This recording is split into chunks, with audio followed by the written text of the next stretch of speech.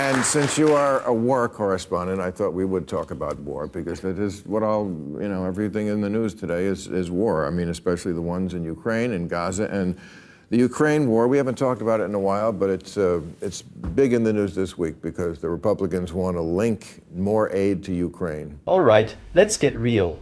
The war in Ukraine has officially become the ultimate stress test for American foreign policy, and it's raising a brutal question. How long are we supposed to keep writing blank checks for a fight that's stuck in neutral with no finish line in sight? On one side, you've got the defend democracy at all costs crowd, arguing that backing Ukraine is about saving the free world and stopping future bullies. On the other side, people warning this is starting to smell a lot like our old endless wars, the ones that drained our wallets and got us nowhere. Bill Maher's Real Time hit this nerve hard. Jane Ferguson and John Avlon came in swinging, saying we have to keep funding Ukraine to stop Russian expansion. Meanwhile, Maher wasn't buying it, questioning whether this is just another open-ended money pit that's gonna leave Americans broke and disillusioned. And make no mistake, this isn't just about Ukraine. This is about whether the West still has any real backbone, whether America can actually walk and chew gum at the same time, balancing world leadership without torching its own economy. So the real question is, will history call this a heroic last stand against tyranny, or just another trillion-dollar mistake dressed up in patriotic speeches? Stay tuned, because the answer is going to shape the world and your wallet.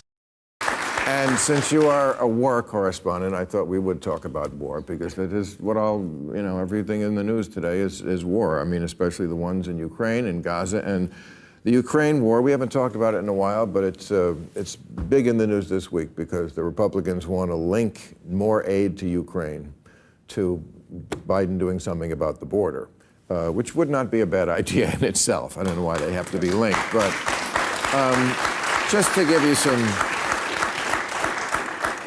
stats, okay, they've spent $111 billion so far on this war. They want 61 billion more. I think some of that is for Israel as well. Problem is, it's a stalemate. After 2 years, they say the front line has moved less than 500 square miles of territory have changed hands. 150,000 Russian dead, 70,000 Ukrainian dead. We're still having fights over territory and armies in both here and Gaza. So I know the people, I've always tried to be good for the people of Ukraine and back them, and I think it's the right thing, but I also heard a lot, you were in Afghanistan, right? I remember Iraq, in both wars, we can still win this thing, but we couldn't in either one. What's your assessment on whether we can still win this one? All right, let's break this down the way Bill Maher sees it, because honestly, he's asking the questions a lot of people are too scared to. Sure, backing Ukraine sounds noble on paper. Democracy, freedom, standing up to Putin, all the right buzzwords.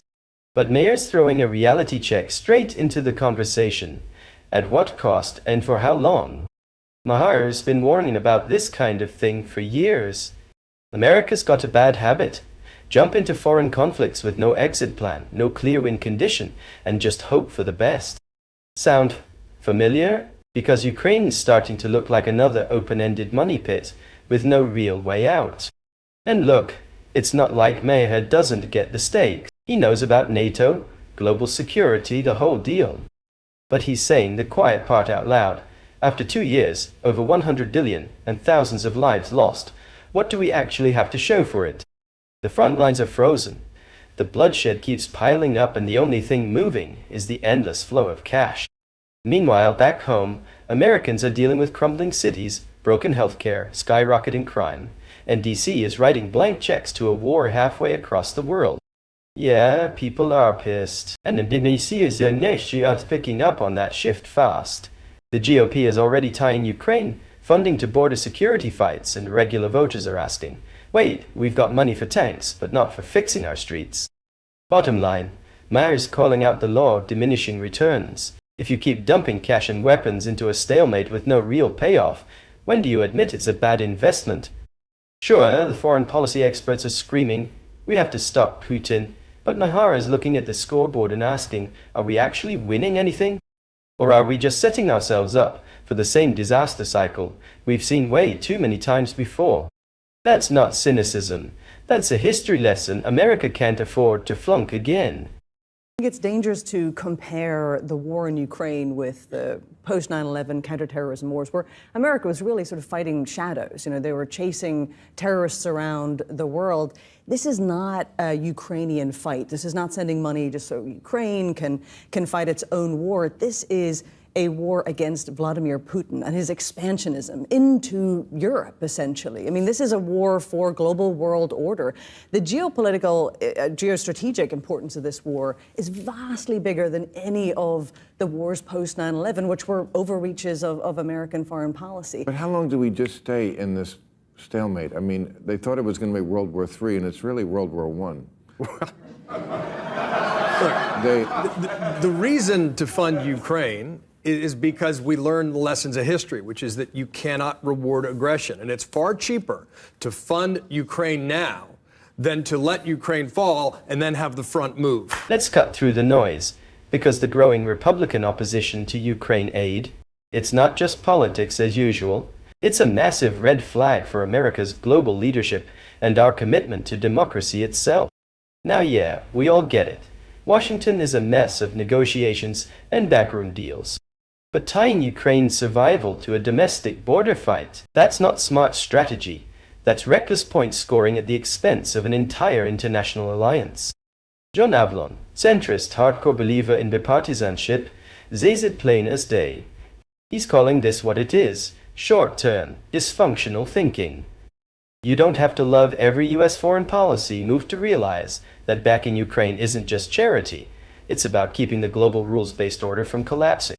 If we start treating aid like a political football, flipping it on and off based on whoever's yelling the loudest on cable news, we're sending a huge message to the world: you can't trust America anymore.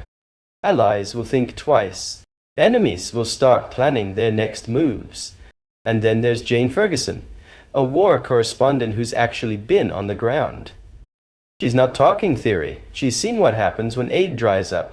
More blood, more destruction, more territory falling into Putin's hands.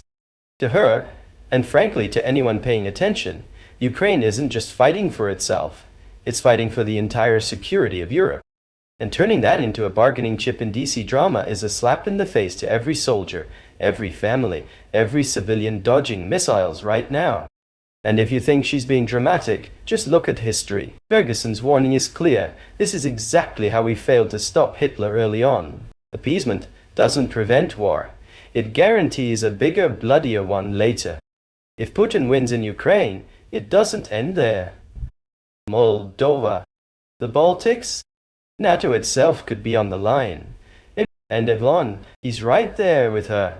He's spelling it out. Weakness invites aggression. We saw it with Pearl Harbor. We saw it after letting dictators run wild. And we'll see it again if we screw this up. This isn't about starting another endless war. It's about ending one before it spreads and costs way more American lives and dollars later. From their view, the Republican move to hijack Ukraine aid into a border security debate is like arguing about seat belts while the car's already crashing. It's reckless. It's dangerous.